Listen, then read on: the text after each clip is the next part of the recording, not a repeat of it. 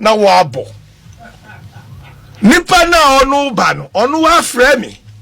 Si senia niama no kɔ no. Omo pese ongo we no. Omo pese omungu me ne masi na so wo de ye de ho pa but say or creative problem ama stakeholders. You understand? And come 23rd of July, Constitution ni mami kwai to act as a president. You understand? So omu bo game ne say yen ko Congress see ade ye see ye be attacking ni kwe ni ni border obetumi akọ court ni ni amaniama nanso yen ma say on set aside enti ama other people omu the other side almost support. You understand? So now semi time no tremor, then they come in and come and put who they want to put there. And if you are my brother, and today I was in his office, I said, look, why office? Minister office. Okay. I said Mustafa was an MPP man. He worked with me when I was even using the Ghana boxing platform to campaign for NDC. He worked with me. But I spoke to him today. It wasn't easy between me and him in his office. I said, you come here, my own brother in one party, and you are destroying what we have built all these years. If somebody thinks he want to challenge Kote Nikwe, let us go for an elections. So why do you want to set me aside so that you bring your guy there? What is all the Obiba? Oh, Maza, Amilante bema wati asem ye di beba ha na wabo.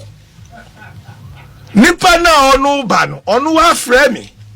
Si senia niama no kɔ no. Omo pese ongo we no. Omo pese omungu me ne masi na so wo de minsi form me resign ana yedi obi fufuro ba ana me ka chen say oh me they say they are going to bring an interim team. Oh, don't worry, I'll control that. I'll do this. Maza, you were recording in wow. Me almost say I'm a politician like them, but I'm faster. Me boxing. They are just doing politics. Uni akuma, uni da hata, unto me boxing or Ghana. I have the recording. I have sent to Amilante. We'll bring it. So already somebody have the gas who is come. He should come and contest me. And this is somebody that the three of you are in bed. This is somebody that you give them contract. You give him contract.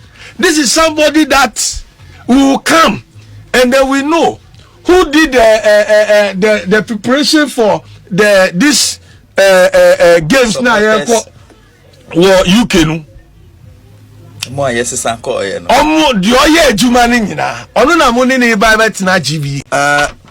Unine oba no unine shia answer this incident ba. Like no you be unine shia da. Master, I was a member. You saw him say I'm a former NDC parliamentary candidate for the Okankwe South. I am the Greater Accra Special Duty Deputy Director. Greater Accra. You understand?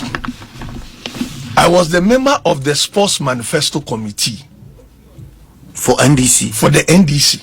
As a matter of fact, GBA officer, a Honda subcommittee in Betina, na Sports Manifesto. So when I came,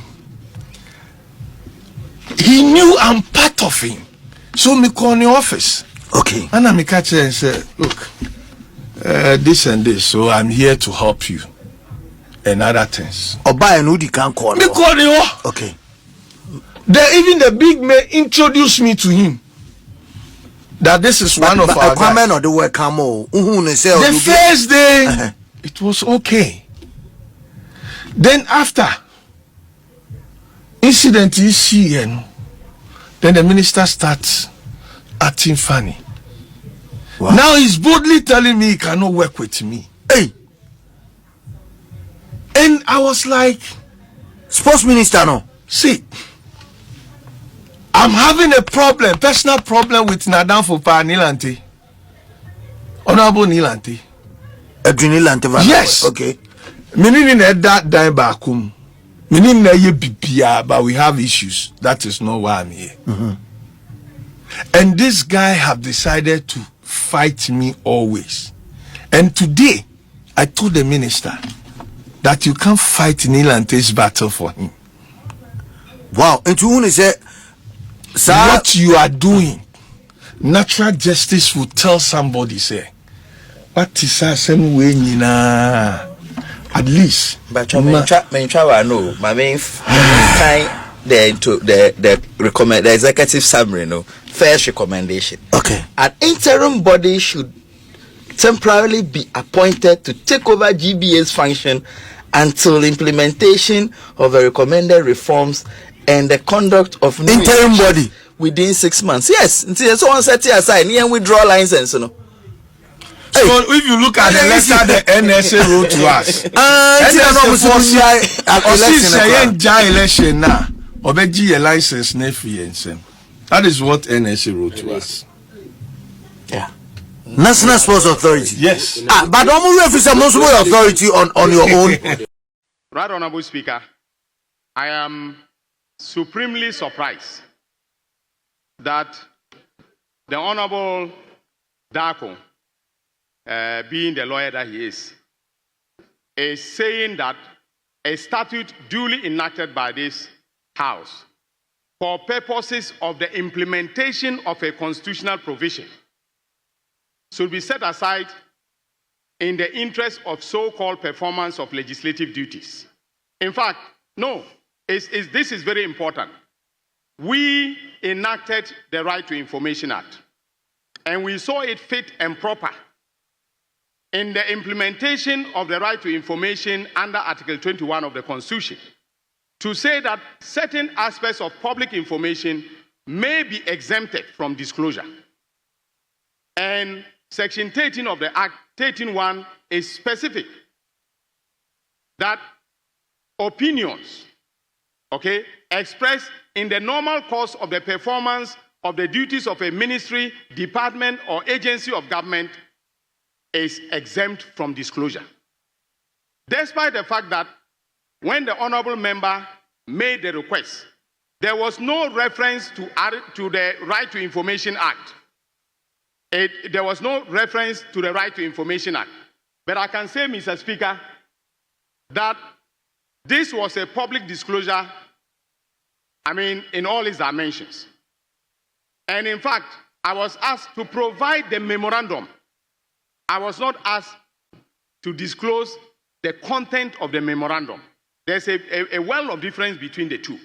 Production of documents is a different matter altogether from from disclosure of the information. And the disclosure of the information is what is regulated by the RTI. When it comes to the production of documents under Article 103(6) of the Constitution, it is only committees of parliament that are vested with the power to compel the production of documents. And that is why I told the honorable member that if he's asking that we should produce the document, he does not have that power as a single member of this House to compel the Attorney General to produce that document.